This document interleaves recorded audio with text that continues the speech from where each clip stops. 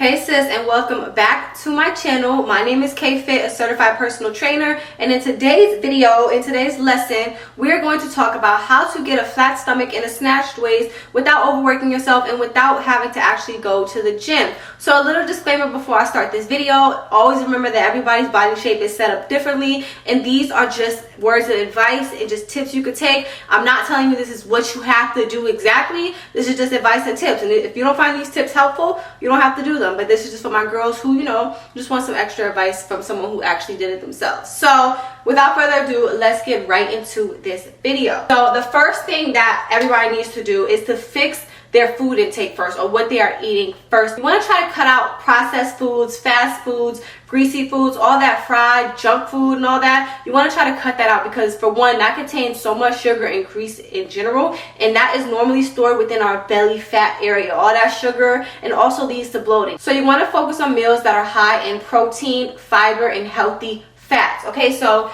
these type of foods keep you full and helps you lose fat without feeling hungry, okay? Without feeling too hungry, but you'll still feel full. You get what I'm trying to say? You're still not overeating, but you're not hungry at the end of it because the type of foods you're eating. You ever notice that after you eat fast food, you're still hungry afterwards, especially McDonald's? That's because it doesn't contain the right nutrients that's going to keep you full for a long period of time and fuel your body the way it's supposed to. That means that the stuff in it is not good for our bodies. That's just what it is. So some foods that are high in protein and just that's good for fueling your body is yogurt, eggs, oats, salmon, avocado, and chicken. These are all gut friendly and waist friendly type of meals. Now, if you have your own type of allergies, then if it irritates you, then you don't have to do them. But these are the type of meals and the type of snacks that I realize help me with my gut health especially, and just overall just help me slim my waist down along with workouts, and we're going to get into that as well. So the next thing is to cut the bloat. Okay, so I already talked about how certain stuff causes bloating when it comes to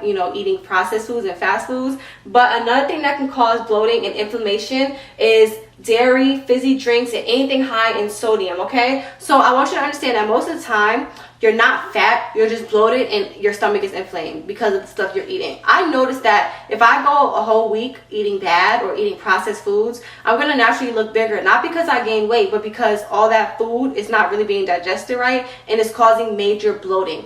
Something I started doing every morning was I started to drink lemon water in the morning before I even eat. I drink some lemon water, and I also make sure I stay hydrated throughout the day. So I'm drinking a gallon of water a day, 8 glasses of water a day, and that's really been helping me, really. I've had gut problems my whole life. I have a very sensitive stomach and I'm allergic to a lot of things. So I noticed that once I started drinking more water and kind of replacing the dairy with water and healthier type of alternatives, stuff that doesn't have sugar in it, it's really helped me for the good. The next thing that will help you is waist focused workouts. So I want you guys to understand that this does not mean do ab circuits, ab workouts 2 hours a day. If you know me, you know I only do abs once or twice a week, but there are some movements you could do that can help define your core area, because a lot of the times we want to build up that muscle that's behind the fat for when we lose the fat, because losing fat starts in the kitchen. But there are some workouts you could do that helps when you lose the fat, help your muscles look nice and defined, and your waist look even more defined and more definition. So when I'm working out, I like to target my glutes, upper body, and core throughout the week. So I cut my workouts. Really, my workouts are 20 to 30 minutes a day. You could do over that, but I don't do hours of working out every single day. I noticed that the simple, straight to the point workouts still give me great, amazing results. So the type of workouts I do is Mondays, it'll be leg for me. And I know I'm talking about flat stomach, but it's all around just being proportionate. So I'll do a leg workout, and then after that I'll go on the treadmill and do a 30-minute walk. I like to make sure that I'm getting my steps in, especially when I'm trying to lose fat. I'm not saying you have to do high intensity cardio workouts every single day, but I always like to say make sure you're at least walking daily, just so you can get your steps in, because it's always good to get those steps in. You need to make sure you're keeping your body moving and you're still getting your cardio in for your heart health. So throughout the week, I like to pair HIIT workouts with walking. So I'll do a HIIT workout 2 to 3 times a week, and then the days where I'm not doing HIIT, I'll do just walking after my workouts. I really started adding in walking a lot more lately because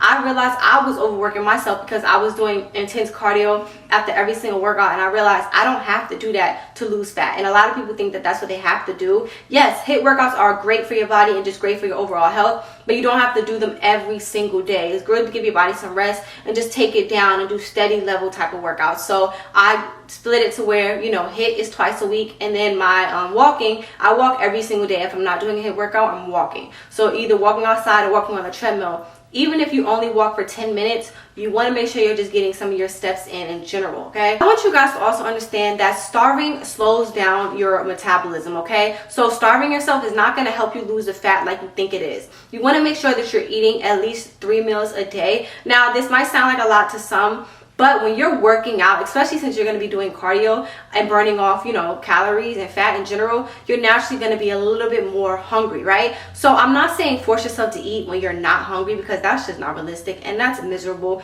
But if you're hungry, don't be afraid to eat a meal. A lot of us are snacking throughout the day, and that's where we go wrong. We're snacking throughout the day and starving ourselves. So we're not eating a meal, and we think, okay, we're just fasting. So we're going hours without eating a meal, and then we look up and we're like, okay, like, I'm binge snacking all day though. So at the end of the day, you'll just be binge eating because you did not eat a full nutritious meal. You want to make sure you're getting your meals in. And a simple, easy plate is not hard to make. All you need is a healthy protein, a healthy carb, and veggies on the side, something green and leafy. That also helps with your gut health in general too, because it helps you flush it down. And I want you to be drinking that with some water. So I want you guys to do a challenge, right? For a whole month, I want you guys to go a month drinking water. You could have some smoothies on the side, but I want you to try just drinking water and making sure your meals are clean. Each meal is clean. So your breakfast, you could do, I'm not saying with breakfast you have to do veggies, but for breakfast, do something like scrambled eggs with turkey bacon. Or if you're the person that you can't have anything super duper heavy for breakfast, do yogurt, do a smoothie, do a banana, something like that. And for your lunch, do a protein, veggies, and a carb maybe. Or even if you don't do carbs, just do protein and a veggie. But really, so you'll see the difference, and you'll notice that a lot of your bloating will go down and your gut health will be overall great. A lot of times, stomach fat is rooted in gut health too. The illusion of stomach fat, because a lot of us don't really have fat on us. We are just bloated. And once we realize that, that's when we're like, okay, maybe I should start eating better. Maybe I should start drinking more water. Water is a lot more important than we realize, okay? Like, I used to be the type of girl that never drank water, and I'm not proud to say this, but I would literally not drink water at all. I would only drink soda. And on top of that, soda has so much sugar in it, it was naturally adding to my belly fat, literally. And it was just making me not have energy either. Once I started drinking water, it helped me with my energy. And also, a lot of times people don't really take well to water because they say it has no flavor. But what helped me was I realized that I like water, I just don't like warm water. Like, for some reason, warm water, I can't really get into it. I drink it if I need to drink something if I'm dehydrated, but I always like to, have ice in my water because I need something cold. So now I'll just drink cold water, and that helps me, want to drink more water, because I don't know, something about it being cold, I just like the way it tastes more. Or you put lemon in it. It's different ways you could kind of work with it. You know what I'm trying to say? Like, I understand it's not for everybody, but sometimes we have to do stuff that we don't want to do. It's not gonna hurt you to drink more water. It's not like the nastiest thing ever. The good thing is water doesn't technically have a taste, so it's not like this tastes too strawberry, this tastes, no, it's just something that's just act like, okay, I'm just doing something to nourish my body. You need to get the water intake in, okay? And I feel like at this age, a lot of us aren't saying that we don't like water anymore, but if it's a struggle for you to get in, just remind yourself that, okay, the water has so many benefits to it. If I just consume it, it'll be okay. It's not gonna, and the good thing is water doesn't make our stomach hurt. It's not like one of those drinks that makes you gag. It's literally water. I'm rambling right now, but yeah, I'm tired, y'all. I didn't get a lot of sleep last night. So the last thing I want you guys to remember is to always be patient with yourself and with your body. You do not need waist trainers. You do not need to do hours of cardio. You don't need to overwork yourself and get no rest to see results. In fact, you need to do the opposite of all of that. You need to fuel your body with meals. You need to get your body some rest, and you need to just be graceful with yourself on this journey. You guys know my motto, self-love is the best love, and I always choose consistency over intensity and exhaustion, okay? Because when you are being too intense and exhausted, you will burn out eventually. You will literally burn out. So that's why I always try to say, just stick with a routine that works for you, or something that's going to make you at least enjoy the process, okay? It's not easy, but it also should not be miserable for you. You know what I mean? We should not be miserable along this journey.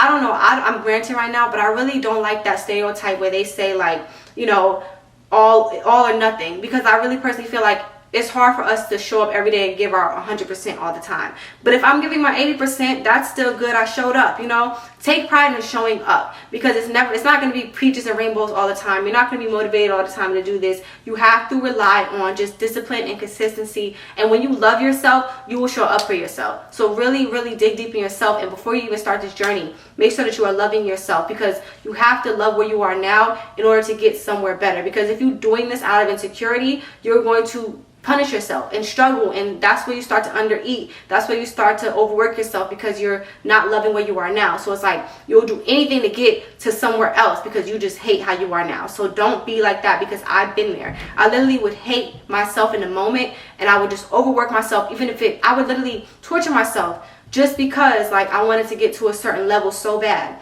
that I thought I needed to be at, because I thought it was going to make me feel better about myself. And really, in the end, it's dangerous, because even when you get to your goal, if you don't love yourself no matter what, you're always going to look at yourself like you're not there. So even when you get to your goal, you're going to be like, you're going to find something else wrong with you. So that's why I always say, make sure you're loving yourself now. Make sure you are, you know, confident within yourself now. I don't mean you have to think you're the best person ever, and it's okay to have insecurities, but don't move with your insecurities. Don't make decisions based off your insecurities, okay? Make decisions based off of you just wanting to be a healthier person. It's okay to want the aesthetics of it and want a flat stomach. Those are the rewards we're coming into it, the rewards of the physical. But there's also so many mental and inside rewards of just living a healthier lifestyle. Okay, so I really hope you guys enjoyed that video. Please do not forget to like, share, comment, and subscribe, and I will see you guys next time. Bye.